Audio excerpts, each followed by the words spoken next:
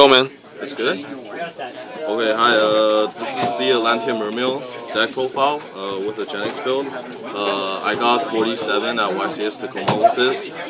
Made it to day 2, like just on the brink of 63, but lost on the bubble to windups. So yeah.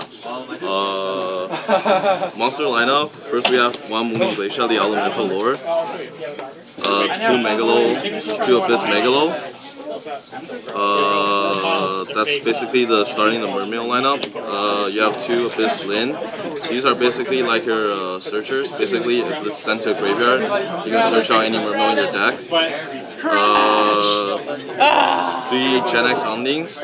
These are really good. Like if you actually open the hand with this, you can basically use its effect, dump Dragoon, get a controller to your hand, and you can search. The Dragoon can search out for Mooning Glacier, Abyss Megalo, any type of Sea Serpent. So with this, you have 2 controller. I ran a build that only used 2 controller because I felt that if you use 3 controller, you have to go with Common Charity, and that's kind of too like overwhelming. So yeah, 3 Atlantean Marksman. These are really good. Popping face down. 2 heavy infantry for face-up disposal, and 2 pikes and 3 dragoons. These are essentially the heart of the deck, because basically can search out anything in the deck. Like let's include any sea serpent like Atlantean or Mooning Glacier, anything. Or Deep Sea Diva, and 1 track for hand control. For spells, we have 2 salvages, 1 heavy storm, 1 dark hole, 1 pod, 1 lure, 1 creature swap, 1 mind control, and 2 MSTs. These cards are really good because I think mind control is a good tech, because my teammate Squiddy, he top 16 also with using mind control, because you have 6 tuner monster in the deck, and what essentially is that you can basically mind control and you can either exceed your opponent's monster or even synchro with it. So this card is actually won me a lot of games. Creature swap, round 4 I had to play Tyler Tabman using windups, and so what basically is that he opened a Shockmaster and he called monster effect, but then I summoned controller and I creature swap my controller for his Shockmaster, so that's pretty good. And also 1 Monster Reborn, standard. For traps, we have 1 Ultimate Offering. This thing is sick, especially when you have Diva and All-Knights in the hand. It's basically essentially for OTK. You synchro this and any water monster. You synchro for DeLorean. DeLorean bounce like anything back, and then you just keep use this effect and keep like summoning. I run 1 Compulse, 2 TT, and self-explanatory 3 spheres. And that's it for the main deck. For side deck, I use 2 Snowman Eaters, 1 Soul Taker, 1 Cyber Dragon for Girgia. I kind of regret actually putting Cyber Dragon and also Chimera Tech in my extra deck, because Girgia didn't make a lot of play at YCS. So yeah.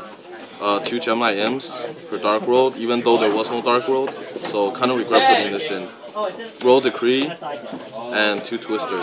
This actually won me a lot of games, especially I won the match against Joe Giorlando and Tyler Tabman when I had Deep Fissure and Joe Giorlando was playing Macro Rabbits with Macro face up. This is really good. Like they never see it coming too, because they think like, why would anybody run this, right? It's so old school.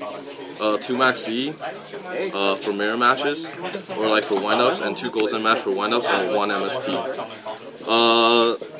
I think I should have ran deck Devastation Virus, because it's really good in a mirror match. You get out a Diva and then go for Marksman, and then you make Catastor, you tribute Catastor, and you can basically crush your entire hand with the deck Devi. For extra deck, I run 1 Gungnir, 1 Chimera Tech, 1 DeLorean, 1 Daigusto Phoenix, Scrap Dragon, Big Eye, Armorion, Gachi, Black Rose Dragon, Catastor, Leviathan. Leviathan is really good because, as all of you like know, that when Marksman is attached onto this, when you detach Marksman for Leviathan's effect. Marksman also get the effect since it's detaching to a graveyard from a water monster. It can also pop a card on the field. So Leviathan, Zenmains, 10 Tempo, and this card is so good against mirror matches because when you detach a Dragoon off this during your opponent's turn, you can basically search out a Diva, and then you can also negate your opponent's monster effect. And defensively for Maestro Kitchen. Yeah, so I think during the YCS round 4 I had to play Tyler Tabman. He was using windups. Game 3 he summoned a Thunder King, and I thought I was gonna get locked down. But the reason why Mind Control is so good is that I Mind Control his Thunder King, and then I summon Marksman, attack, get out Dragoon, attack again, exceed my Dragoon and Thunder King for this Dweller, detach a Dragoon for Diva, and I basically sealed my game 3 against Tabman. And against Joe Giorlando, he was using Macro Rabbits. I was fortunate enough that in one game out of the 3 he opened Rabbits. Otherwise, if he opened Rabbits, a call effect, it pretty much shuts my deck down. But that's why I have Silent Soul Taker.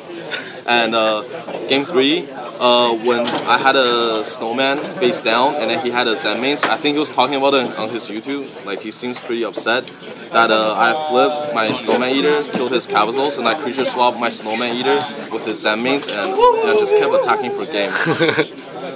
Yeah, so yeah, that's basically, yeah, that's it. Okay, let's go. Yeah. So in the end, I came 47. I lost on the bubble to Windups, but like I said, like Windups has a really good match against this if they open Shockmaster turn 1. Yeah, that's right. So yeah. That's right, Jimmy.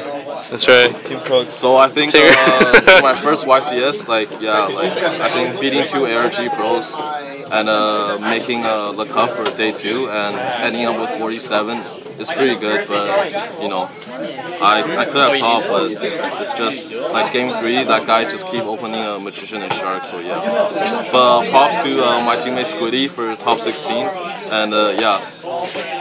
Okay, peace.